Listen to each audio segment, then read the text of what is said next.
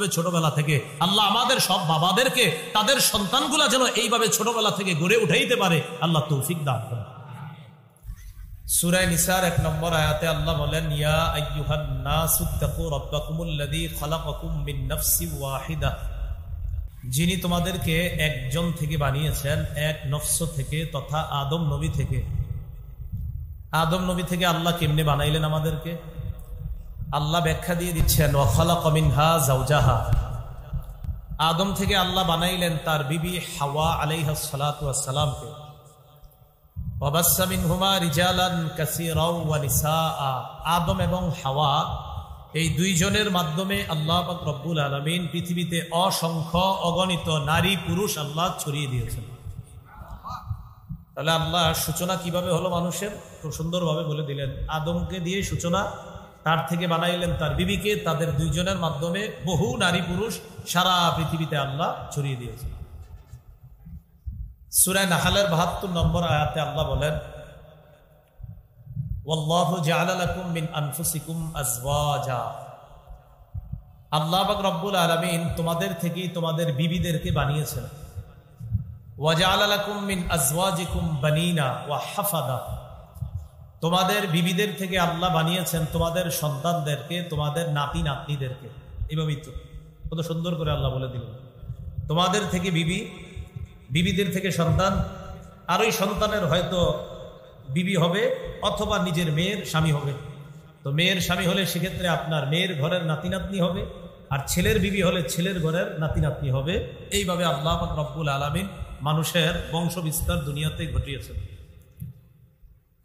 সূরা রুমের 21 নম্বর আয়াতে আল্লাহ বলেন, ওয়া মিন আয়াতিহি আন খালাকা লাকুম মিন আনফুসিকুম আজওয়াজা, আল্লাহ তোমাদের থেকেই তোমাদের স্ত্রীদেরকে বানিয়েছেন। লিতাসকুনু ইলাইহা, যেন বিবিদের কাছে তোমরা শান্তি পাও, প্রশান্তি খুঁজো, তাদের কাছে যেন প্রশান্তি খুঁজে পাও, আরাম করতে পারো। সারাদিন অফিস করে, সারাদিন কাজকর্ম করে করার পর স্ত্রীর কাছে যাওয়া, স্ত্রীর সাথে কথা বলা, তার সাথে বসে খাবার খাওয়া, তার সাথে সুখ দুঃখের আলোচনা করা। স্ত্রীকে আল্লাহ বানিয়েছেন কেন? আল্লাহ বলেন যাতে তাদের কাছে তোমরা প্রশান্তি পাও, আরাম পাও। ওয়া জাআলা বাইনাকুম মাওয়াদ্দাতাও ওয়া রাহমা, আল্লাহ তোমাদের উভয়ের মাঝে ভালোবাসা এবং মায়া মমতা সৃষ্টি করে দিয়েছেন। স্ত্রী আর স্বামীর মাঝে ভালোবাসা, মায়া মমতা সৃষ্টি করে দিয়েছে। ইন্না ফী যালিকা লাআয়াতিল লিকাওমিন ইয়াতাফাক্কারুন, আল্লাহ বলেন এসবের মাঝে জ্ঞানী সম্প্রদায় যারা, চিন্তাশীল সম্প্রদায় যারা, তাদের জন্য উপদেশ রয়েছে। এগুলোর মধ্যে তাদের জন্য উপদেশ রয়েছে, জ্ঞানীরা চিন্তা করবে এই বিষয়গুলো নিয়ে। তো এইগুলার মাধ্যমে আমরা জানলাম একটা পরিবার কত সুন্দরভাবে সূচনা হয়। সূরা তাহরিমের 6 নম্বর আয়াতে আল্লাহ বলেন, ইয়া আইয়ুহাল্লাযীনা আমানু কু আনফুসাকুম ওয়া আহলিকুম নারা ওয়াকুদুহান নাস ওয়াল হিজারা, হে মানুষ তোমরা নিজেদেরকে এবং নিজেদের পরিবারকে বাঁচাও আগুন থেকে, যে আগুনের জ্বালানি হবে মানুষ এবং পাথর। বলি নাউজুবিল্লাহ, আল্লাহ আগুন জ্বালাবে মানুষ দিয়ে, পাথর দিয়ে। তো আল্লাহ বলে তোমাদেরকে এবং তোমাদের পরিবারকে বাঁচাও, তোমরাও মানুষ, তোমাদের পরিবারেও মানুষ আছে, তো তোমরা এই মানুষগুলো যেন জাহান্নামের জ্বালানি না হও। জেনে রাখবা জাহান্নামের জ্বালানি হবে মানুষ এবং পাথর। তো আল্লাহ বলছে তোমরাও মানুষ, পরিবারও মানুষ, তাই তোমাদেরকে আর পরিবারকে আগুন থেকে বাঁচাও। তো এইভাবে আল্লাহ আলোচনা করলেন আমাদের পরিবারগুলো যেন আমরা জাহান্নাম থেকে বাঁচানোর ফিকির করি, নিজেদেরকেও যেন জাহান্নাম থেকে বাঁচাই। আল্লাহ আমাদের সকলকে এইভাবে একটা সুন্দর পরিবার গঠন করার তৌফিক দান করেন। সূরা লুকমান, এই সূরার 13 থেকে 19 নম্বর আয়াতে আল্লাহ পাক রব্বুল আলামিন বলেন, وَإِذْ قَالَ لُقْمَانُ لِابْنِهِ وَهُوَ يَعِظُهُ يَا بُنَيَّ لَا تُشْرِكْ بِاللَّهِ, ওই সময়কে স্মরণ করো যখন লুকমান তার সন্তানকে উপদেশ দিয়ে বলল, হে সন্তান, লা তুশরিক বিল্লাহ। লোকমান তার সন্তানকে ওয়াজ করলেন, উপদেশ দিয়ে বললেন, ও সন্তান, তুমি আল্লাহর সাথে শিরিক করবা না। তুমি আল্লাহর সাথে কি করবা না? শিরিক করবা না, অংশীদার সাব্যস্ত করবা না, আল্লাহর সাথে কাউকে অংশীদার বানাবে না। ইন্নাশ শিরকা লাযুলমুন আযীম। শিরিক হলো সবচেয়ে বড় জুলুম। বলেন সবাই, সবচেয়ে বড় জুলুম কি? শিরিক। এটা সবচেয়ে বড় জুলুম, এটা তুমি করবা না। ওয়া ওয়াসাইনাল ইনসানা বিওয়ালিদাইহি। আল্লাহ বলেন, আমি মানুষকে উপদেশ দিয়েছি পিতা মাতার আনুগত্য করার জন্য, তাদের প্রতি সৎ ব্যবহার করার উপদেশ দিয়েছি। হামালাতহু উম্মুহু ওয়াহনান আলা ওয়াহ। মা তার সন্তানকে পেটের মধ্যে ধারণ করে কষ্টের পর কষ্ট সহ্য করে, ওয়াহনান আলা ওয়াহনিন, কষ্টের পর কষ্ট সহ্য করে মা তার সন্তানকে পেটে ধারণ করে। ওয়াহামলুহু ওয়া ফিসালুহু। সূরা আহকাফের মধ্যে আছে হামলুহু ওয়া ফিসালুহু 30 শাহরা। মা তার সন্তানকে যে পেটের মধ্যে নেয়, পেটে ধারণ করা, দুধ ছাড়ানো, দুধ খাওয়া, কমপক্ষে 30 মাস হয়। বলেন কয় মাস? এটা কিন্তু কমপক্ষে, এই বাংলাটা মনে রাখবেন, কমপক্ষে 30 মাস। পেটে সন্তান যদি আপনার 6 মাসের অন্তত, কমপক্ষে 6 মাস থাকলে, আর 2 বছর সন্তানকে দুধ পান করাইলে তো 2 বছরে হয় 24 মাস, আর কমপক্ষে 6 মাস পেটে থাকলে হয়তো কয় মাস হয়? মোট 30 মাস হয়। তো এটা হলো কমপক্ষের হিসাবে আল্লাহ বললেন। একটা সন্তান মায়ের পেটে কমপক্ষে 6 মাস যদি থাকে আর দুধ পান করায় 2 বছরে, হলো 30 মাস। এটা বেশিও হতে পারে। তো এটা সূরা আহকাফ। আর আল্লাহ পাক রব্বুল আলামিন সূরা লুকমানের মধ্যে বলতেছেন, ওয়া ফিসালুহু ফি আমাইন। মা তার সন্তানকে 2 বছরে দুধ ছাড়ায়। 2 বছরে দুধ ছাড়ায় মানে 2 বছর দুধ পান করায়, 2 বছরের মধ্যেই দুধ ছাড়ায় দেয়। এটা হানাফি ফিকহের মাসালা। যদি ইমাম আবু হানিফা আর আপনার ইমাম আবু ইউসুফ, ইমাম মুহাম্মদ রাহিমাহুমুল্লাহ, তাদের মাঝে আপনার এটা নিয়ে একটু মতভেদ আছে। যাই হোক, ওয়া ফিসালুহু ফি আমাইনি আনিশকুর লি ওয়া লিওয়ালিদাইক। আল্লাহ বলেন, মা তার সন্তানকে 2 বছরে দুধ ছাড়ায়। এবার আল্লাহ বলেন, তোমার মা তোমাকে পেটের মধ্যে ধারণ করলেন, কষ্টের পর কষ্ট সহ্য করলেন, 2 বছর দুধ পান করাইলেন। আনিশকুর লি ওয়া লিওয়ালিদাইক, যেন তুমি আমার শুকরিয়া আদায় করতে পারো আর তোমার পিতা মাতার কৃতজ্ঞতা যেন আদায় করতে পারো। ইলাইয়াল মাসির, আমার কাছেই প্রত্যাবর্তন করতে হবে। এবার আল্লাহ বলেন, পিতা মাতার আনুগত্য করবা, পিতা মাতার শুকরিয়া আদায় করবা, পিতা মাতার কৃতজ্ঞতা প্রকাশ করবা। তবে পিতা মাতার কৃতজ্ঞতা প্রকাশ করার অর্থ এই নয় আমি আল্লাহর নাফরমানি করে পিতা মাতার কৃতজ্ঞতা প্রকাশ করবা, ব্যাপারটা এমন না। আমার কিন্তু নাফরমানি করবা না। আবার এটা কিভাবে আরেকটু বুঝেন। আপনার আব্বা আম্মা আপনারে বললো, আমরা আল্লাহ ছাড়া অমুক জায়গায় সিজদা দিই, তুইও সিজদা দে। আপনার আব্বা আম্মা আপনাকে বললো যে আমরা তো অমুক জায়গায় যাই প্রতি বছর একবার, গিয়ে অমুক জায়গায় সিজদা দিই, তমুক জায়গায় সিজদা দিই, তুইও যাবি, সিজদা দিবি। তো আল্লাহ তো বলছে পিতা মাতার কথা শুনতে হবে, বলছে না? আর আল্লাহ বলছে না পিতা মাতার কথা শুনতে হবে? তো আপনি তো শুনলেন পিতা মাতার কথা, শুনতে তো হবে, আল্লাহ বলছে। তো আবার আপনার পিতা মাতা যদি এখন আপনারে বলে, এই শোন, আল্লাহ বলছে আমাদের কথা তোর শুনতে হবে, আমরা তোরে জেলে সিজদা দিতে গমু, তুই এখানে সিজদা দিবি। কথার কথা। কোনো পিতা মাতা তার সন্তানকে যদি বলে, আল্লাহ বলে, ওয়া ইন জাহাদাকা আলা আন তুশরিকা বি মা লাইসা লাকা বিহি ইলমুন ফালা তুতি'হুমা। তোমার মা বাবা যদি তোমাকে বাধ্য করে আমি আল্লাহর সাথে শিরিক করার জন্য, যদি তোমাকে বাধ্য করে যে ব্যাপারে তোমার কোনো জ্ঞান নাই, তোমাকে যদি আমার সাথে শিরিক করার ব্যাপারে বাধ্য করে, ফালা তুতি'হুমা, মা বাবার এই হুকুমটা তুমি পালন করবা না।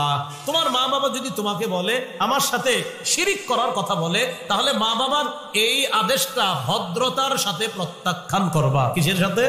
বেয়াদবি করে না, কিন্তু ভদ্রতার সাথে প্রত্যাখ্যান করা। আপনার আব্বা আম্মা আপনাকে শিরিক করতে বললে বলবেন, আব্বা আমি এটা পারবো না, আম্মা এটা সম্ভব না, এটা আল্লাহর সাথে শিরিক করা, তোরে পিটাবো। আপনি রাগ হবেন না, আপনি বলবেন না আল্লাহ নিষেধ করছে, এটা আমি পারবো না।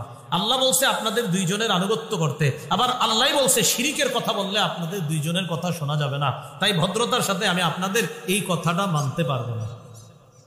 সাথে সাথে আল্লাহ বলছেন ওয়াসাহিবহুমা ফিদ দুনিয়া মারুফা, আপনার পিতা মাতা যতদিন দুনিয়াতে বেঁচে থাকবে তাদের সাথে আপনি সদাচরণ করবেন, ভালো ব্যবহার করবেন। মনে রাখবেন আপনার পিতামাতা যদি অমুসলিমও হয়, তারা যতদিন দুনিয়াতে বেঁচে থাকবে তাদের সাথে আপনি ভালো ব্যবহার করবেন। হ্যাঁ, তাদের কোনো শিরকি কথাবার্তা আপনি মানতে বাধ্য না, এটা শুনবেন না। আবার বলছি, মা বাবা যদি নাফরমানও হয়, মা বাবা যদি অমুসলিমও হয়, মা বাবার সাথে সুন্দর আচরণ করতে হবে, ভালোভাবে কথা বলতে হবে, কিন্তু তাদের কোনো গুনাহের হুকুম পালন করা যাবে না। কথাটা কি বুঝে আসছে সবার? আর বলেন তো, গুনাহের হুকুমটা প্রত্যাখ্যান করবো কি ধমকের সাথে না ভদ্রতার সাথে? আল্লাহ বুঝার তৌফিক দান করেন। এবার আল্লাহ বলেন ওয়াত্তাবি' সাবিলা মান আনাবা ইলাইয়া, অনুসরণ করো ওই ব্যক্তির, যেই ব্যক্তি আনাবা ইলাইয়া, ওই ব্যক্তির পথ অনুসরণ করো যে আমার দিকে নত হয়, আমার দিকে ঝুঁকে, যে আমার দিকে বারবার ফিরে আসে, তার পথ অনুসরণ করো।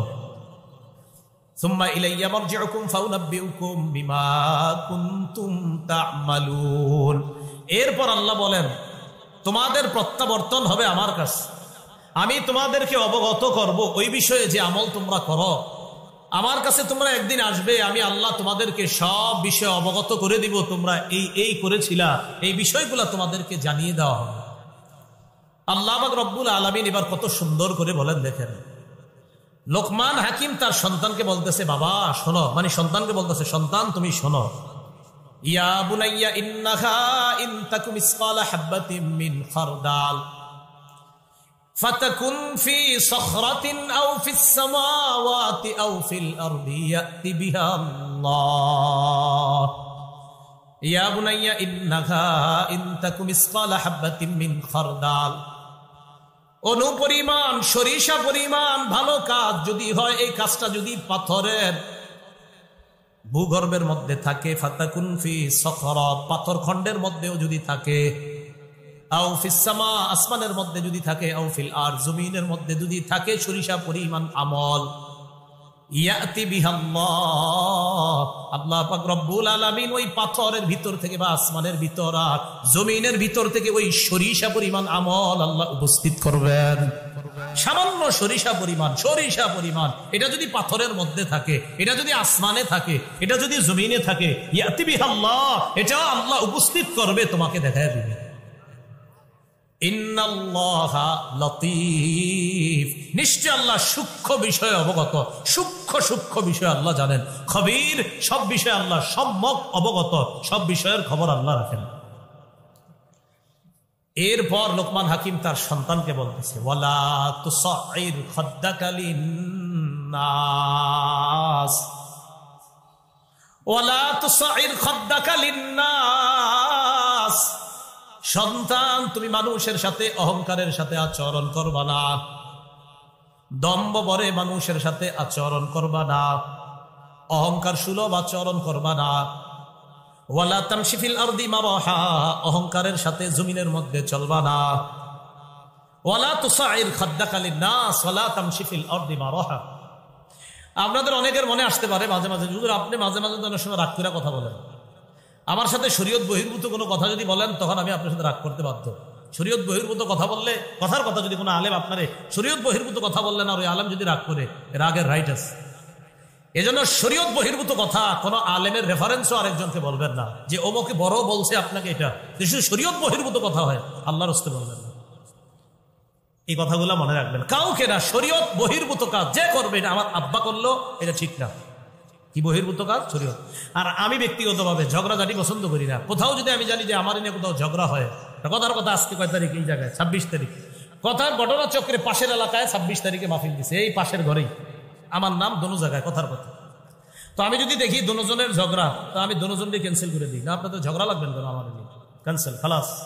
কথার কথা আজকে 26 তারিখ, 26 অক্টোবর, আগামী মাসের 26 নভেম্বর এখানে মাহফিল, তো আপনারা দুই দল ঝগড়া লাগছেন কি নিয়ে, যে না এ আসতে পারবে না।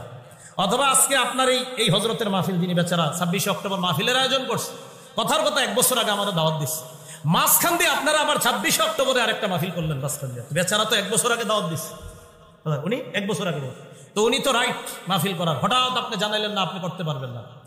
যখন এই বিষয়গুলো আমার মাথায় আসে দলদলরে আমি ক্যান্সেল করে দিই, ঝগড়াঝাটি না, আপনারটাও অবাদ ওইটাও অবাদ, কথার কথা। এই বিষয়গুলো মাথায় রাখবেন। আমি সহজ সরল মানুষ, কারোর সাথে কখনো ঝগড়ায় যাই না। তো শরীয়তের খেলাফ কোনো কথা আল্লাহর রাস্তায় আমার কানে বলবেন না, আমাদের পায়ে ধরি, আমারে ভালোভাবে চলতে দেন, থাকতে দেন, ইনশাল্লাহ এই ময়দান পরিবর্তন হবে ইনশাল্লাহ।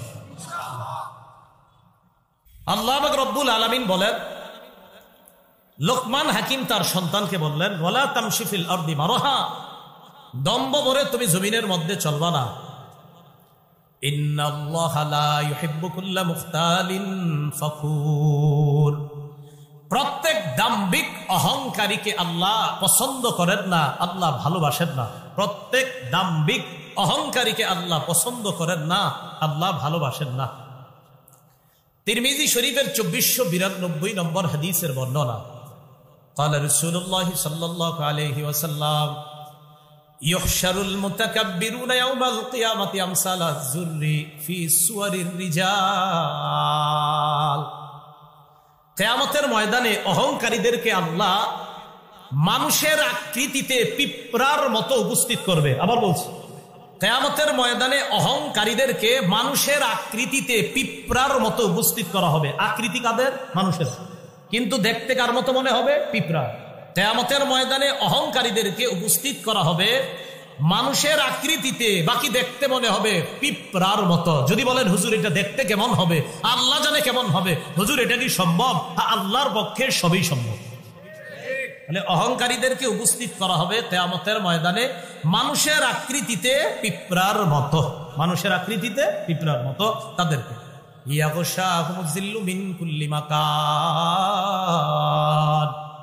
লাঞ্ছনা তাদেরকে চারদিক থেকে গ্রাস করবে, লাঞ্ছনা তাদেরকে চারদিক থেকে ছেয়ে ফেলবে, লাঞ্ছনা বঞ্চনা তাদেরকে চারদিক থেকে ঘেরাও করে ফেলবে। তাদেরকে? অহংকারীদেরকে। আল্লাহ আমাদের সকলকে অহংকার করা, অহংকার আচরণ থেকে আল্লাহ আমাদেরকে হেফাজত করেন। এই কথা বলার পর লোকমান হাকিম তার সন্তানকে বলতেছে,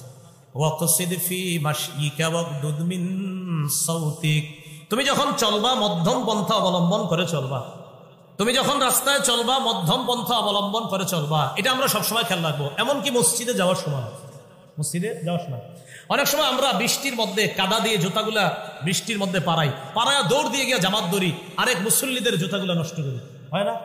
এটা ঠিক করি না কাজটা। রাসূল সাল্লাল্লাহু আলাইহি ওয়াসাল্লাম হাদিসের মধ্যে বলছে, শোনো, আলাইকুম বিস সাকিনাতি ওয়াল ওয়াকার, তোমরা মসজিদে যখন আসবা খুব শান্তভাবে মসজিদে আসবা, দৌড়ায়া তোমরা মসজিদে যাওয়ার প্রয়োজন নাই, শান্তভাবে আসবা। আসার পর যতটুকু জামাত পাও ততটুকু জামাতে শরীক হইবা। 1, 2, 3 রাকাত যদি না পাও পরে বাকিটা আদায় করে নিবা। সুন্দরভাবে মসজিদে যাইতে বললেন। আপনি বৃষ্টির মধ্যে দৌড়ায়া গেলেন, আরো 5-7 জনের জুতাগুলা নষ্ট করে মসজিদে ঢুকলেন, আল্লাহর হুকুম পালন করলেন, কিন্তু বান্দাকে কষ্ট দিলেন। রবের হুকুম পালন করার ক্ষেত্রে কিছু যদি ভুল হয় আল্লাহ চাইলে মাফ করবেন, কিন্তু বান্দাকে কষ্ট দিলে আল্লাহ কিন্তু আপনাকে মাফ করবে না, ওই বান্দা যতক্ষণ মাফ না করে। এই কাজটা আমরা করবো না। দৌড়ে গেছে গিয়ে এরকম করে, হ্যাঁ। তো এই জন্য এগুলো আমরা না করা। এরপরে কোনো আলোচক যখন আপনার মাদ্রাসা মসজিদের সামনে আসে, মনে করেন আমি আসি যখন, বা কোনো আলোচক, তখন আমরা 5-7 জন কি করি, আলোচককে রিসিভ করার জন্য আরো 7-8 জনের জুতাগুলা পাড়াইয়া ওনার জুতাটা নিতে চাই না, করবেন না, হ্যাঁ।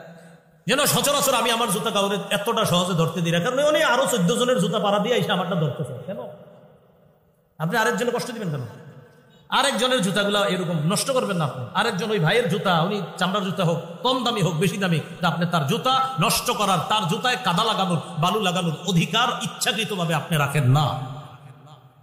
ভাই কথাগুলো মনে থাকবে? আমাদের এই ভুলগুলা হয় কিনা সত্যি করে বলেন। আল্লাহ আমাদেরকে হেফাজত করেন। আল্লাহ বলেন, লোকমান হাকিম তার সন্তানকে বললেন, তুমি মধ্যপন্থা অবলম্বন করবা হাঁটার ক্ষেত্রে। ওয়াগুদুদ মিন সাউতিক, আর তোমার আওয়াজটা তুমি নিচু করবা। উঁচু আওয়াজে বেশি কথা বলবা না, নিচু আওয়াজে নিম্ন স্বরে কথা বলবা। বেশি আওয়াজে কথা বলাটা অনেক সময় খারাপ শোনা যায়। আল্লাহ বলেন, ইন্না আনকারাল আসওয়াতি লাসাউতুল হামির, সবচেয়ে নিকৃষ্ট আওয়াজ হলো গাধার আওয়াজ। সবচেয়ে নিকৃষ্ট আওয়াজ কার? তো এই জন্য আমরা মাঝে মাঝে এমন ভাবে কথা না বলা যে আমাদের আওয়াজগুলা শুনতে অনেক খারাপ দেখা যায়। আল্লাহ আমাদের সকলকে কথাগুলা বুঝার তৌফিক দান করেন। আয়াত থেকে কি শিখলাম?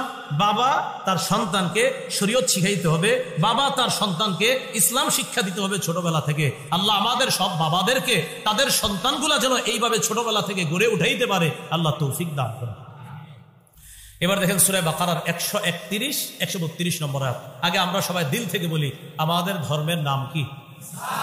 ইসলাম মানে আত্মসমর্পণ করা, নত হওয়া, আল্লাহর কাছে সারেন্ডার করা।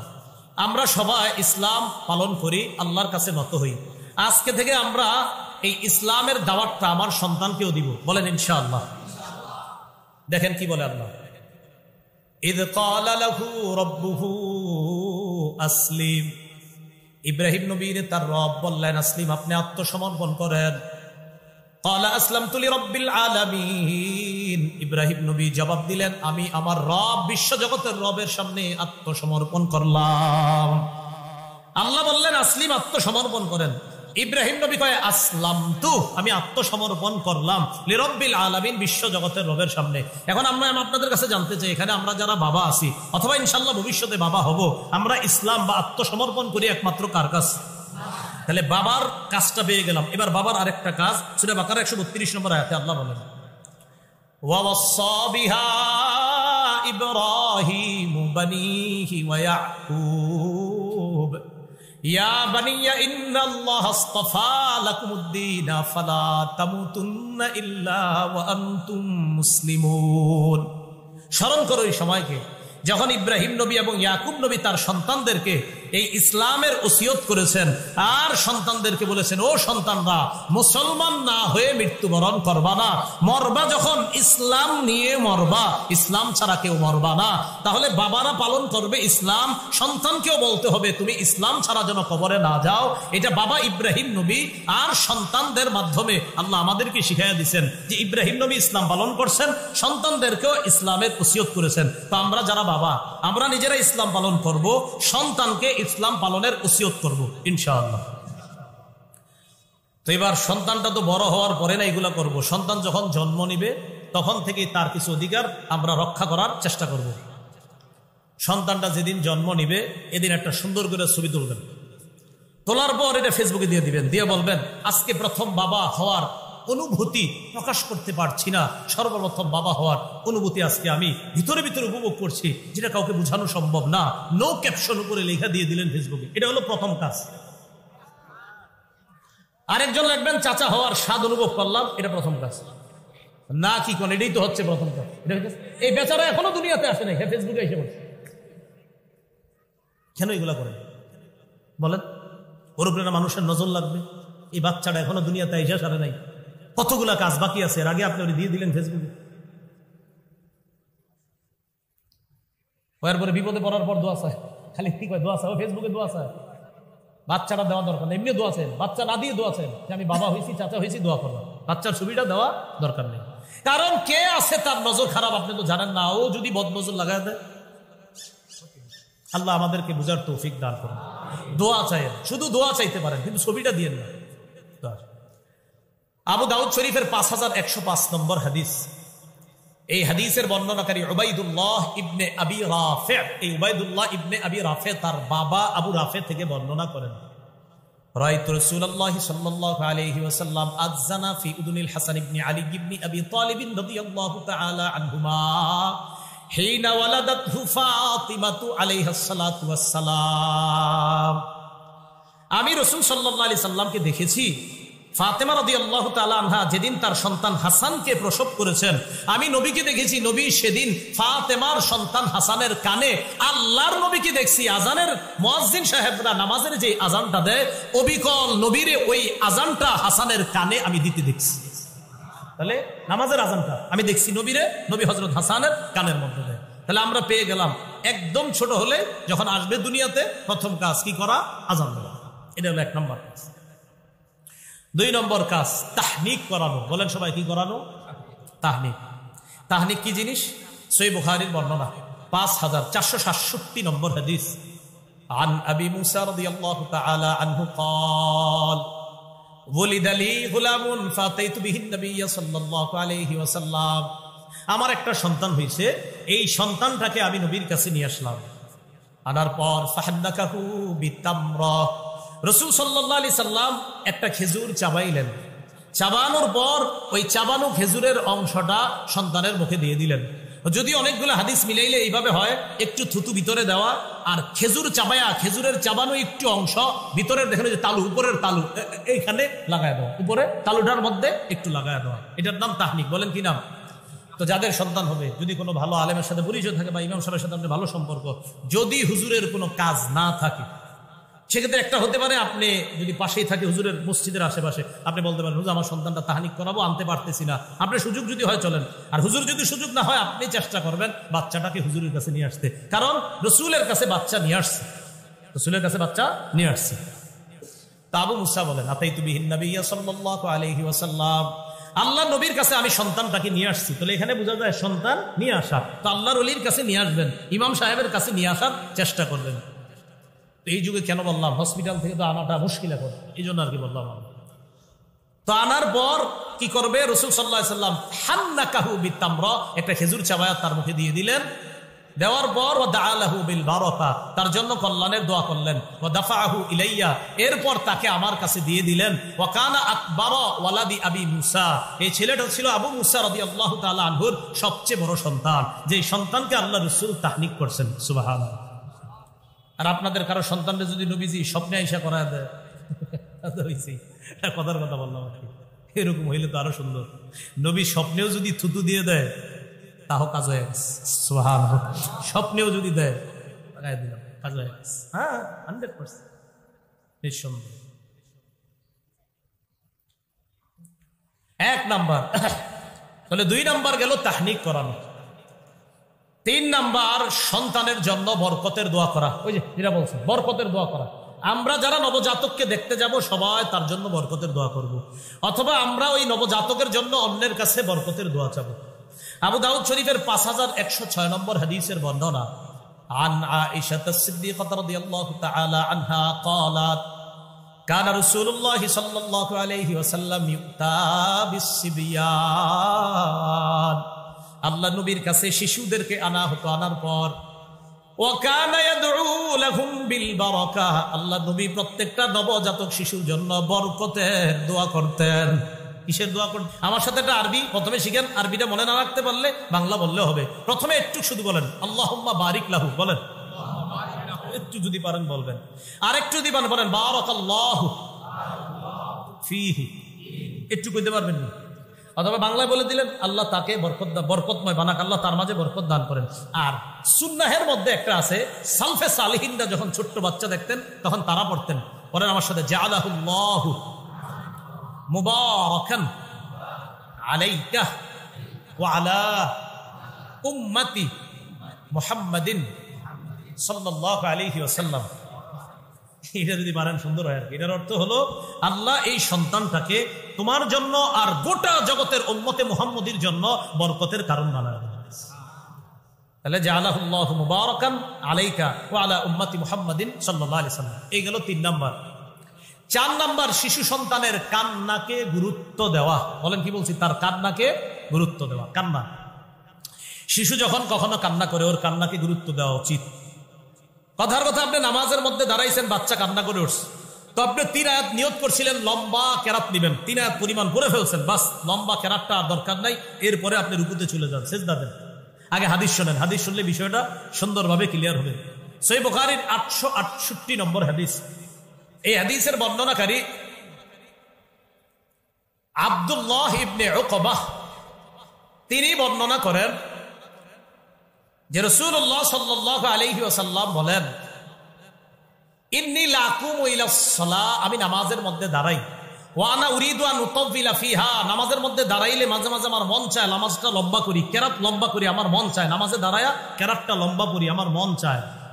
ফাসমাউ বুকাস সাবী, ইতিমধ্যে যদি আমি কোনো শিশুর কান্নার আওয়াজ শুনি তখন আমি কি করি? আতাজাওয়াজু ফি সালাতি, আমি নামাজ সংক্ষিপ্ত করি। কারাহিয়াতান আশুক্কা আলা উম্মিহি, এই টেনশনে যে শিশুর কান্নার আওয়াজে মায়ের কষ্ট হবে, তাই মায়ের যেন কষ্ট না হয় আমি নামাজ সংক্ষিপ্ত করে ফেলি। শিশুর কান্নার আওয়াজ শুই না। তো ওই তৎকালীন সময় তো আপনার নারীরা একদম পিছনে জামাতে দাঁড়াইতো, এখন আবার কিন্তু নারী পুরুষ একসাথে জামাত আপনার পড়তে যায় না। এটা ওই যুগের ঘটনা। আম্মা জান আয়েশা সিদ্দিকা ওই যুগে এই মাসালা হল করে দিয়েছেন। তো রাসূলুল্লাহ সাল্লাল্লাহু আলাইহি সাল্লাম বলেন, শিশুর কান্নার আওয়াজে মা কষ্ট পাবে, এই কারণে আমি কি করি, সংক্ষিপ্ত করি। মাঝে মাঝে আমি নামাজে দাঁড়াইলে মন চায় নামাজ লম্বা করি, কিন্তু আমি যখন কোনো শিশুর কান্নার আওয়াজ শুনি আমি নামাজটা সংক্ষিপ্ত করি। কেন? আমার টেনশন হয়, ভয় হয়, আরে মা তার শিশুর কান্নার আওয়াজ শুনে কষ্ট পাবে, তাই যেন কষ্ট না পায় আর বাচ্চাটাও যেন কষ্ট না পায়, আমি নামাজ সংক্ষিপ্ত করে দেই, ওই বাচ্চাকে যেন তার মা তাড়াতাড়ি লালন পালন করে। এলো বাচ্চার কান্নাকে গুরুত্ব দেওয়া। 4 5 নাম্বার আকিকা করা। বলেন কি করা? আকিকা করা। বাইহাকি শরীফের বর্ণনা 19,760 নম্বর হাদিস। এই হাদিসের বর্ণনাকারী আবু হুরায়রা রাদিয়াল্লাহু তাআলা আন তিনি বলেন, ক্বালা রাসূলুল্লাহ সাল্লাল্লাহু আলাইহি ওয়াসাল্লাম, ইন্নাল ইয়াহুদা তাউক্কু আনিল গুলাব ওয়া লা তাউক্কু আনিল জারিয়া। রাসূলুল্লাহ সাল্লাল্লাহু আলাইহি সাল্লাম বলেন, ইহুদিরা শুধু ছেলের পক্ষ থেকে আকিকা করে, মেয়ের পক্ষের আকিকা করে না। নবীজি বলেন, ইহুদিরা শুধু ছেলের আকিকা করতো আগে, মেয়ের আকিকা করতো না। আমি নবী তোমাদেরকে বলছি, শোনো, ফাউক্কু আনিল গুলামি শাতাইন ওয়া আনিল জারিয়াতি শাতান। ছেলের পক্ষ থেকে 2টা বকরি, মেয়ের পক্ষ থেকে 1টা বকরি তোমরা আকিকা করবা। তাহলে ইহুদিরা ছেলের আকিকা করত, মেয়ের আকিকা করত না। নবীজি বলেন, শোনো, তোমরা ছেলেরও আকিকা করবা, মেয়েরও আকিকা করবা। ছেলের পক্ষে 2টা করবা, মেয়ের পক্ষে 1টা করবা। যদিও সামর্থ্য কম থাকলে ছেলের পক্ষে 1টা করলেও আকিকা আদায় হয়ে যাবে। মনে থাকবে নি? বুঝেন নাই? সামর্থ্য কম থাকলে ছেলের পক্ষেও 1টা যদি আকিকা দিয়ে দেন আপনি, ছেলের পক্ষ থেকে আকিকা আদায় হয়ে যাবে, যদি সামর্থ্য আপনার কম থাকে। আল্লাহ বুঝার তৌফিক দান করুন। নাসাই শরীফের বর্ণনা। কত দিনে আকিকা করবেন? সুন্নাহ হলো 7ম দিনে। বলেন কত দিনে? মানে বেশি সুন্নাহ। এরপরে যদি আপনি না পারেন তাহলে 14তম দিনে, এটার একটা বর্ণনা আছে। না পারলে 21তম দিনে। বাকি বিশুদ্ধ বর্ণনায় আসছে যে সবচেয়ে শ্রেষ্ঠ সুন্নাহ হলো 7ম দিনে করা। নাসাই শরীফের 4220 নম্বর হাদিসের বর্ণনা। আন সামুরাত ইবনে জুনদুব রাদিয়াল্লাহু তাআলা আনহু قال قال رسول الله صلى الله عليه وسلم كل غلام رهين بعقيقته تذبح عنه يوم السابعه ويحلق رأسه ويسمى। রাসূলুল্লাহ সাল্লাল্লাহু আলাইহি সাল্লাম বলেন, প্রত্যেকটা নবজাতক আকিকার সাথে আবদ্ধ থাকে। 7ম দিনে তার আকিকা করবে, তার মাথার চুল মুন্ডন করবে এবং তার নাম রাখা হবে। তাহলে কয়েকটা সুন্নাহ এখানে শিখলাম। 1 নাম্বার 7ম দিনে আকিকা করা, 2 নাম্বার মাথা মুন্ডন করা, 3 নাম্বার নাম রাখা। যদিও জন্মের দিনেও নাম রাখা জায়েজ আছে। কোন দিনে? জন্মের দিনে নাম রাখা জায়েজ আছে। দলিল কই? সূরা আলী ইমরান। মারিয়াম হওয়ার পরে তার মা কি বলছে? ইন্নী সাম্মাইতুহা মারিয়াম, আমি আমার মেয়ের নাম রাখলাম মারিয়াম। কোরআনে আছে জন্মের দিনে মারিয়াম। মারিয়াম মানে ঈসা নবীর আম্মার, তার নানি ওই ঈসা নবীর আম্মার নাম জন্মের দিনই রাখছে। সুবহানাল্লাহ, জন্মের দিনে রাখছে। আর ওই যে নবীজির কাছে তাহনিক করাইতে নিয়ে আসছে আবু মুসা তার সন্তানকে, জন্মের দিনেই নবীর কাছে আনছে। আনার পর নবীজি তার নাম সাম্মাহু ইব্রাহিম, জন্মের দিনেই তার নাম রেখে দিয়েছে ইব্রাহিম। তাহলে জন্মের দিনে নাম রাখা জায়েজ আছে। বাকি নাসাইর বর্ণনায় আমরা 4220 নম্বর হাদিস থেকে বুঝলাম যে জন্ম 7তম দিনে আকিকা করা, নামটাও 7ম দিনে আপনি যদি রাখেন রাখতে পারেন, আর মাথা মুন্ডন করা। যদিও আমরা জানছি যে জন্মের দিনেও নাম রাখা জায়েজ আছে। এটা বুখারীর বর্ণনা 5467 নম্বর হাদিস, সূরা আলী ইমরান থেকেও আমরা বুঝতে পারলাম জন্মের দিনে নাম রাখা জায়েজ। বাকি আপনি যদি চান 7তম দিনে নাম রাখা, আকিকা করা, তার মাথা মুন্ডন করা। কি ও কথাগুলো মনে থাকবেন ইনশাআল্লাহ? যদি 7ম দিনে না পারেন 14-21তম দিনে। এই দলিল কই আছে? আল জামি' সগীর একটা হাদিসের কিতাব 5681 নম্বর হাদিসে আছে, আল আকিকাতু তুযবাহু লিস-সাবঈন, আকিকা 7ম দিনে, আও লি 14 অথবা 14তম দিনে, আও লি 21 অথবা 21তম দিনে। 14তম দিনে অথবা 21তম দিনে। বিসমিল্লাহির রহমানির রহিম। আল্লাহু আকবার, আলহামদুলিল্লাহ, শুকর, আল্লাহুম্মা লাকাল হামদু ওয়া লাকাল শুকর। রাসূলুল্লাহ সাল্লাল্লাহু আলাইহি সাল্লামের সুন্নাহ থেকে আমরা শিখলাম। এবার আকিকার গোশত কি করবেন? সবাই খাবেন। বলেন কি বলছি?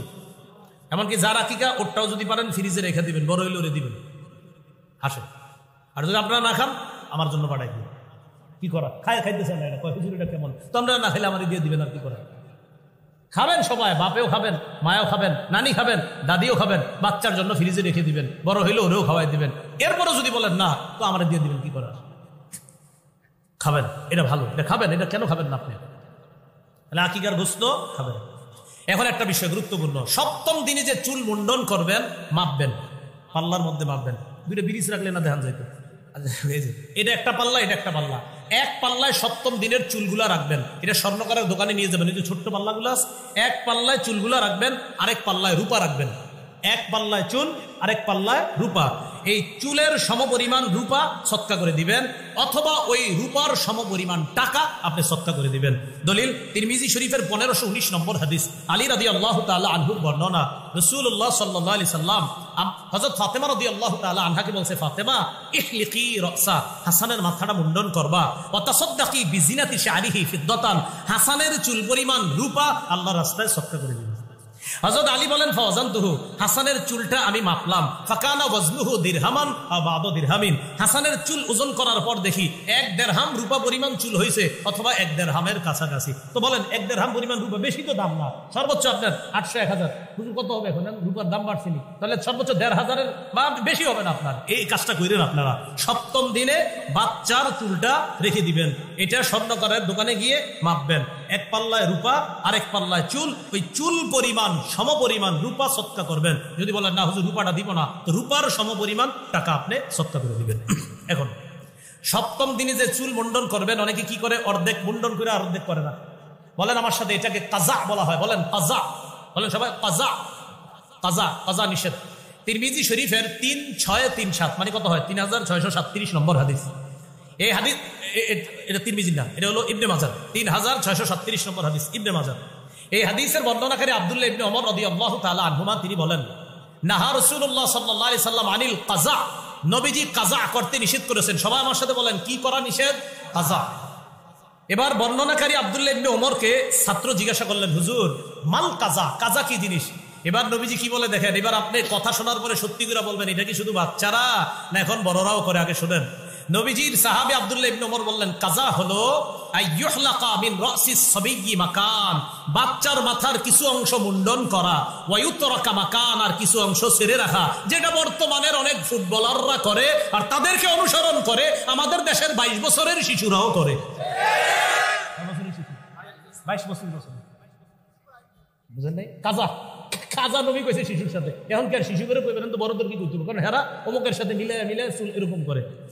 তাহলে বলেন তো, এবার আপনারা বলতে পারবেন নি কাজা কাকে বলে?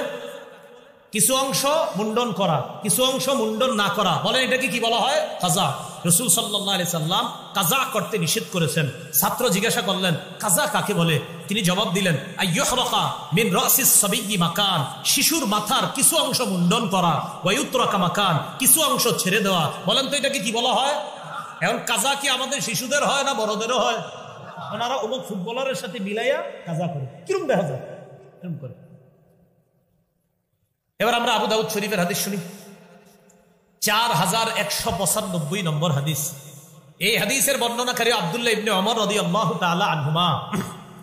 আব্দুল্লাহ ইবনে ওমর রাদিয়াল্লাহু তাআলা আনহুমা কি বলে দেখেন, আন্না রাসূলুল্লাহ সাল্লাল্লাহু আলাইহি ওয়াসাল্লাম রাআ সাবিয়্যা, নবী একটা শিশুরে দেখছে, কদ হুলিকা বাদু শারিহি, তার মাথার কিছু চুল মুন্ডন করা হয়েছে, ওয়া তুরিকা বাদুহু, আর কিছু অংশ এখনো মুন্ডন করা হয় নাই, রেখে দেওয়া হয়েছে।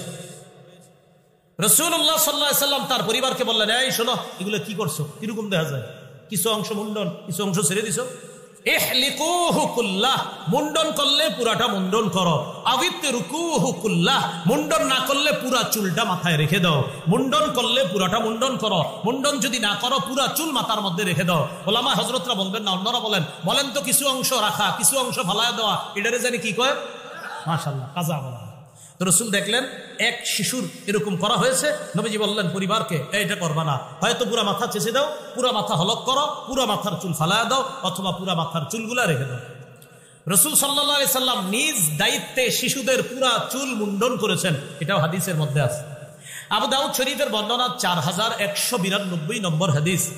আব্দুল্লাহ ইবনে জাফর রাদিয়াল্লাহু তাআলা আনহু বর্ণনা, তিনি বলেন, হযরত জাফর রাদিয়াল্লাহু তাআলা মুতার যুদ্ধে শহীদ হয়ে গেছে। হযরত জাফর, এই জাফরের ছেলে আব্দুল্লাহ ইবনে জাফর রাদিয়াল্লাহু তাআলা আনহুমার বর্ণনা, তিনি বলেন, আন্না রাসূলুল্লাহ সাল্লাল্লাহু আলাইহি ওয়াসাল্লাম আমহালা আলা জাফরিন সালাসা, রাসূলুল্লাহ সাল্লাল্লাহু আলাইহি সাল্লাম জাফর রাদিয়াল্লাহু তাআলা আনহুর পরিবারকে শোকের ক্ষেত্রে 3 দিন অনুমতি দিয়েছে। কয়দিন?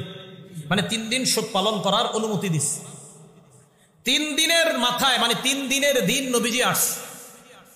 আসার পর ডাক দিয়ে বললেন, লা তাবকু আলা আখি বাদাল ইয়াউম, শোনো তোমরা আমার ভাইয়ের জন্য আজকের পর আর শোক পালন করবা না। নবীজি বললেন, আমার ভাই জাফর, যে জাফর মুতার যুদ্ধে শহীদ হয়েছে। হযরত জাফর কার ছেলে? আরে কত কিছু বুঝতে হবে এখন। জাফর কার ছেলে? আবু তালেবের। বলেন কার? তো আবু তালেব নবীর কি হয়? চাচা। তাহলে জাফর নবীর কি ভাই? চাচাতো ভাই। এই তো বুঝে আসছে। তো নবীজি বললেন, লা তাবকু আলা আখি, আমার চাচাতো ভাই জাফরের জন্য আর শোক পালন করবা না আজকের পরে। এবার রাসূল সাল্লাল্লাহু আলাইহি সাল্লাম বললেন, উদউ লি বানি আখি, আমার ভাইয়ের ছেলেগুলা কোথায়, সন্তানগুলা কোথায়, এদেরকে আমার কাছে আনো। হযরত জাফরের বিবির নাম ছিল আসমা বিনতে উমাইস। তো নবীজি বললেন, আমার ভাইয়ের সন্তানগুলা কোথায়, আমার কাছে আনো, মানে ভাতিজারা কোথায়, নিয়ে আসো। আব্দুল্লাহ ইবনে জাফর মানে জাফর রাদিয়াল্লাহু তাআলা আনহুর ছেলে বলেন, ফাজিআ বিনা, আমাদেরকে নবীর সামনে আনা হলো, কান্না আফরুখুন, যেন আমরা মা হারা পাখির বাচ্চার মতো হয়ে গেছি, যেন আমরা বাবা হারা এতিম। ওই যে পাখি যেমন তার মারে হারায় ফেললে এতিম এতিম ভাব, তো হযরত জাফরের ছেলে বলে, আমরা বাবা হারায়া কান্না আফরুখুন, যেন আমরা পাখির বাচ্চার মতো এতিম হয়ে গেছি। নবীর সামনে আসলাম। আসার পর রাসূল সাল্লাল্লাহু আলাইহি সাল্লাম কি বললেন? রাসূল সাল্লাল্লাহু আলাইহি সাল্লাম হাল্লাককে ডাকলেন। হাল্লাক, দুইয়া লানা আল হাল্লাক। হাল্লাক মানে হলো যে আপনার মাথার চুলগুলা মুন্ডন করে, এই হাল্লাককে ডাকলেন, যাকে আমরা বাংলায় নাপিত বলি আর কি। তো যাই হোক, হাল্লাককে ডাকলেন। হাল্লাক আসার পর ফামারাহু, রাসূল আদেশ করলেন, ফাহালাকা রুউসানা। হযরত জাফরের ছেলে বলেন, ওই হাল্লাক মানে যিনি মাথা মুন্ডন করেন, আমাদের সব ভাই যারা আমরা ছিলাম, আমাদের সবার মাথা, যে শিশুরা ছিলাম আমরা, আমাদের মাথাগুলা মুন্ডন করে দিলেন। তাহলে হাদিস থেকে বুঝলাম রাসূল সাল্লাল্লাহু আলাইহি সাল্লাম শিশুদের মাথা মুন্ডন করেছেন, এটা আমরা হাদিস থেকে জানছি। বাকি মুন্ডনের ক্ষেত্রে কিছু অংশ মুন্ডন করা, কিছু অংশ ছেড়ে দেওয়া, এটা আমরা করব না, বড়রাও করব না, শিশুরাও করব না। এটাকে বলা হয় কাজা। কাজা করা নিষেধ। এবার যে বিষয়টা, আকিকা করতে গিয়ে কিছু বাড়াবাড়ি করা, বলেন সবাই কি করা? বলেন কুসংস্কার করা। বলেন কি করা? কুসংস্কার করে, আকিকার অনুষ্ঠান করে, আরো রকমারি কুসংস্কার করে। আবু দাউদ শরীফের 2843 নম্বর হাদিস। এই হাদিসের বর্ণনাকারী আব্দুল্লাহ ইবনে বুরাইদাহ। তিনি বলেন, সামিআতু আবি বুরাইদাহ, আমি আমার আব্বা বুরাইদাকে বলতে শুনছি, কুন্না ফিল জাহিলিয়াতি, জাহিলি যুগের মধ্যে, ইদা ওয়ালিদা লি আহাদিনা গুলাম, আমাদের যখন কারো সন্তান হইতো, জাবাহা শাতান, একটা বকরি জবাই করত, করার পর লাতাখা রাসাহু বিদামিহা, ওই বকরির রক্ত ওই নবজাতকের মাথার মধ্যে মেখে দেওয়া হতো। বলেন নাউজুবিল্লাহ। এটা কুসংস্কার। জবাই করত, জবাই করার পর বকরির আপনার ওই যে রক্তটা আছে, এই রক্ত নবজাতকের মাথার মধ্যে মেখে দিত। ফালাম্মা জা আল্লাহু বিল ইসলাম, আল্লাহ যখন ইসলাম নিয়ে আসলেন, ইসলামের সংস্কৃতি সভ্যতা যখন জানলাম, তখন আমরা আমাদের বাচ্চাদের জন্য বকরি জবাই করতাম। করার পর নালতাকুহু বিজ্জাফরান, ইসলাম গ্রহণ করার পর থেকে আমরা আকিকার জন্য বকরি জবাই করতাম, আর বাচ্চার মাথায় জাফরান মেখে দিতাম। কি মেখে দিতাম? জাফরান। ইহুদিরা তাদের সন্তানের মাথায়, বা অন্য ধর্মের যারা জাহিলি যুগে, তাদের সন্তানের মাথায় আপনার এরকম রক্ত মাইখা দিত। রাসূল সাল্লাল্লাহু আলাইহি সাল্লামের সাহাবীরা বলেন, ইসলাম আসার পর আমরা মাথায় জাফরান মাইখা দিতাম। কি মেখে দিতাম বলেন তো? জাফরান। তাহলে এখান থেকে আমরা শিখলাম, জাফরান এই জাতীয় কিছু মাখা, এটা ঠিক আছে, কিন্তু রক্ত মাখায়া দেওয়া এটা কিন্তু আপনার ঠিক নাই। আবার খ্রিস্টান যারা, তাদের একটা বিশ্বাস আছে, তারা কি করে? রং মাখায়। তাদের ধর্মে কেউ দীক্ষিত হইলে তারে রং মাখায়। এটাকে কি বলা হয় বলেন তো? আপনাদের কেউ বলতে পারবেন? বাপটাইজ। বলেন কি বলে? জানে না দেখি। কি বলা হয়? বাপটাইজ। এটাকে আরবিতে বলা হয় ইসবাম, রং মাখানো। তাদের বিশ্বাস হলো জন্মগতভাবে সবাই পাপী, তাই ওই পাপীকে ওই বাপটাইজ কইরা রঙের মধ্যে মাইখা তারে আপনার নতুন করে পবিত্র করে, তখন তাকে খ্রিস্টান বানায়। এটা তাদের বিশ্বাস। বলেন নাউজুবিল্লাহ। তাদের এই বিশ্বাসকে রদ করে কোরআনে আয়াত আছে তো, আল্লাহ পাক রব্বুল আলামিন সূরা বাকারা 1 নম্বর পারার একদম শেষ পৃষ্ঠা, সূরা বাকারার 138 নম্বর আয়াতে বলে, সিবগাতাল্লাহ, খ্রিস্টানদেরকে তোমরা জানায়া দাও যে তোমরা তো রং মাইখা নতুন করে পবিত্র করো। সিবগাতাল্লাহ, আমরা আল্লাহর রং মেখে পবিত্র হয়েছি। আমরা আল্লাহর রং মেখেছি। ওমান আহসানু মিনাল্লাহি সিবগা, আল্লাহর রঙের চাইতে উত্তম রং আর কা আছে? এই রং দ্বারা উদ্দেশ্য তাওহীদ। বলেন কি উদ্দেশ্য? তাওহীদ। অর্থাৎ আমরা আল্লাহর একত্ববাদের রঙে নিজেদেরকে রঙিন করেছি। এই আল্লাহর একত্ববাদের রঙের চাইতে দামি রং আর কি হতে পারে? এটা হলো সিবগত আল্লাহ দ্বারা উদ্দেশ্য। যাই হোক, ওই জায়গা থেকে এটা জানলাম আমরা। তাহলে বলেন তো, শিশুর আকিকাকে কেন্দ্র করে কোনো কুসংস্কার কি আমরা করব? 6 নম্বর, সুন্দর নাম রাখা। বলেন কি নাম রাখা? সুন্দর নাম রাখা। ইদানিং কালে ওলামা হযরতরা ভালো করতে পারবেন, ইমাম সাহেব যারা বেচারারা খুব বিপদে পড়ে। কেউ নতুন করে হইলে আইসা কয়, হুজুর এটা আনকমন নাম দেন। কি কয়? আমার মসজিদে কেউ কয় না, কিনলে আমি কিন্তু রাগ হয়ে যায়, আনকমন মানে সাহাবীর নাম রেখে দেন, এটাই সবচেয়ে আনকমন রাখেন। তো আইসা কয়, হুজুর একটা আনকমন করে, আমার কাছে বেশি আসে না নামের জন্য। কারণ আমি তো আনকমন কমু না। আমি বলবো আবু বকর রাখেন, ওমর রাখেন, উসমান রাখেন, আলী রাখেন, আব্দুর রহমান রাখেন, আবু হুরায়রা রাখেন, আব্দুল্লাহ ইবনে জাফর রাখেন। এগুলো আমি বলি। আচ্ছা হুজুর আনকমন কোন? এটা তো ওল্ড, পুরাতন। আর চিন্তা করছেন খাদিজা, ফাতেমা, আয়েশা, এটি রাখতেছে না, এটা আনকমন না। আরে এত সুন্দর নামের চেয়ে আবার আনকমন কি চান আপনি? ইমাম সাহেব যারা, এদেরকে এসে খুব আইসা হুজুর নাম দেন। তো ইমাম সাহেব তো হাদিস শোনায় দেয় যে ভাই, আবু দাউদ শরীফের হাদিসে আছে, 4949 নম্বর হাদিসে আছে, আহাব্বুল আসমা ইলাল্লাহ আব্দুল্লাহ ওয়া আব্দুর রহমান। আল্লাহর কাছে সবচেয়ে প্রিয় নাম আব্দুল্লাহ, আরেকটা হলো আব্দুর রহমান। আপনার তো প্রথম ছেলে, আব্দুল্লাহ রেখে দেন। না না হুজুর, আমার দ্বিতীয় ছেলে। তো ইমাম সাহেব তাহলে আব্দুর রহমান রাখেন। একটু ওল্ড, একটু আনকমন কোন? চিন্তা করছেন? আল্লাহর কাছে সবচেয়ে প্রিয় নাম আব্দুল্লাহ, আব্দুর রহমান। এটা আবু দাউদ শরীফের 4949 নম্বর হাদিসের বর্ণনা। হাদিসে আসছে 4টা নাম, এরকম আছে আরো অনেকগুলো নাম আছে, এই নামগুলা না রাখা। রাসূলুল্লাহ সাল্লাল্লাহু আলাইহি সাল্লাম বলেন, 4958 নম্বর হাদিসে আছে, আল্লাহ রাসূল বলেন, লা তুসাম্মিয়ান্না গুলামাকা ইয়াসারান ওয়ালা রাবাহান ওয়ালা নাজিহান ওয়ালা আফলাহা। তুমি তোমার সন্তানের নাম ইয়াসার রাখো না, রবাহ রাখো না, নাজিহ রাখো না, আফলাহ রাখো না। কেননা এই নাম যদি রাখো, তখন কেউ এসে বলবে, এ আফলাহ তুমি কোথায়? তখন কেউ যদি বলে আফলাহ নাই, আফলাহ মানে অধিক সফল, তা আপনারা যদি কেউ এসে বলে আফলাহ কোথায় মানে অধিক সফল কোথায়, তো ঘটনাচক্রে সে ঘরে নাই, তো আপনি বললেন আফলাহ নাই মানে অধিক সফল সে নাই। তো নবীজি বললেন, এই যে তুমি নাই বললে মানে সফলতা নাই, এই জন্য আফলাহ নামটা রাখবা না। নাজিহ মানে হলো আপনার বিজয়, নাজিহ সফল কাম। কেউ এসে বললো নাজিহ কোথায়, তো আপনি বললেন নাই মানে সফল নাই। তো রাসূল বলছেন, এই যে এই নাই বলবা যখন, তখনই তো টেনশন। হ্যাঁ বললে ঠিক আছে সফল আছে, যখন বলবা না তার মানে নাজিহ সফল, তোমার ঘরে দরকার নাই, এই জন্যই নামটা রাখো না। ইয়াসার মানে সহজতা। কেউ যদি আইসা বলে ইয়াসার ঘরে আছে, তা আপনি বললেন না ইয়াসার ঘরে নাই মানে সহজ, আমার ঘরে সহজ কিছু নেই। এই জন্য রাসূল বললেন যে তুমি যখন এই নামে ডাকবা, তখন কিন্তু যদি সে জবাব দেয় লা এখানে নাই, তাহলে এখানে ইয়াসার নাই মানে সহজতা নাই, এখানে রবাহ নাই, রবাহ মানে লাভ না, এখানে লাভ নাই, এখানে নাজিহ নাই, নাজিহ মানে হলো আপনার বিজয় হওয়া, সফল হওয়া। তারপরে আপনার আরো সুন্দর সুন্দর অর্থ আছে, আফলাহ অধিক সফল কাম। তো এইগুলা যদি বলেন কেউ আইসা আফলাহ আছে, যদি বলেন হ্যাঁ আছে, ঠিক আছে মাশাআল্লাহ আফলাহ আছে। যখন বলবেন নাই মানে সফলতা নাই, ইয়াসার নাই, তো নবীজি বলছে এই জন্য এগুলা না রাখা। আল্লাহ জানে, বুঝছেন নি সবাই? আচ্ছা, এবার সুন্দর একটা হাদিস শুনুন। হাদিস তো সবই সুন্দর, এই কথাটা বলা ঠিক হয় না আমার। সুন্দর একটা হাদিস মানে সব হাদিসই সুন্দর, আমি ভুল ক্ষমা স্বীকার করে নিচ্ছি, সব হাদিসই সুন্দর। সহিহ বুখারীর বর্ণনা 6193 নম্বর হাদিস। বলেন সবাই, সব হাদিস?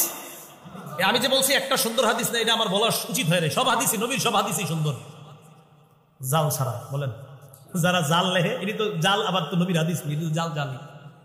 রাসূল সাল্লাল্লাহু আলাইহি সাল্লাম হাদিসের মধ্যে সাঈদ ইবনুল মুসাইয়াবের নাম মনে রাখবেন, এটা কিন্তু একটা গুরুত্বপূর্ণ কথা আছে হাদিসের মধ্যে। সাঈদ ইবনুল মুসাইয়াব বলেন, সহিহ বুখারীর 6193 নম্বর হাদিস, আমার দাদা, তার দাদার নাম ছিল হাজনুন। কি নাম? হাজনুন মানে দুঃখ। আমার দাদা হাজনুন নবীর কাছে গেছে, যাওয়ার পর নবী বললেন, মাসলুকা তোমার নাম কি? কয় হাজনুন। মানে হাজনুন মানে দুঃখ। নবীজি কয় তোমার নাম দুঃখ মানে হাজনুন? কয় জি। নবীজি কয় না, বল আনতা সাহলুন, না তুমি তো সাহলুন। সাহলুন মানে আপনার দুঃখ না, সাহলুন মানে ভালো, সহজ, বিপদ আপদ না আর কি। তো বলতেছে তোমার নাম কি? কয় হাজনুন। হাজনুন মানে দুঃখ। নবীজি কয় না, বল আনতা সাহলুন, তুমি হাজনুন না, মানে তুমি দুঃখ না, সাহলুন তুমি দুঃখের বিপরীতটা, তুমি ভালো, কি বলো তুমি হাজনুন। তো নবীজি বললেন নামটা পরিবর্তন করে রাখো। তো ওই হাজনুন তিনি জবাব দিলেন, মা আনা বিমুগাইয়িরিন ইসমান সাম্মানিহি আবি, আমি এমন নাম পরিবর্তন করব না যেটা আমার বাপ রাখছে, আমি এমন নাম পরিবর্তন করব না যেটা আমার বাবা রাখছে। নবীর সামনে বলতেছে আমি এটা পরিবর্তন করব না। সাঈদ ইবনুল মুসাইয়াব বলেন, আমার দাদা এই নাম পরিবর্তন না করার কারণে ফামা জালাতিল হুজুনাতু বাদাহু, আমাদের পরিবারে সারা জীবন দুঃখ লেগেই ছিল নবীর ওই কথাটা না শোনার কারণে। হুজুনাত মানে দুঃখ, হ্যাঁ নামের অর্থ ছিল দুঃখ। তো সাইদ ইবনুল মুসাইয়াব বলেন নবী বলছেন নামটা পরিবর্তন করো, তিনি করে নাই, বা তিনি না করার কারণে আমাদের এই বংশের মধ্যে দুঃখ সারা জীবন শুধু চলতেই থাকলো, দুঃখ আর দুঃখ। দেখছেন, এই জন্য নাম এটার একটা প্রভাব আছে, তাই সুন্দর সুন্দর নাম রাখা। কথাগুলো কি মনে থাকবে ইনশাল্লাহ? আজকে দুটুকুই থাকবে, সন্তানের অধিকার আল্লাহ পাক রব্বুল আলামিন আমাদের যতটুকু জানলাম, নাম রাখা, আকিকা করা, আরো কিছু বিষয় জানলাম, আযান দেওয়া।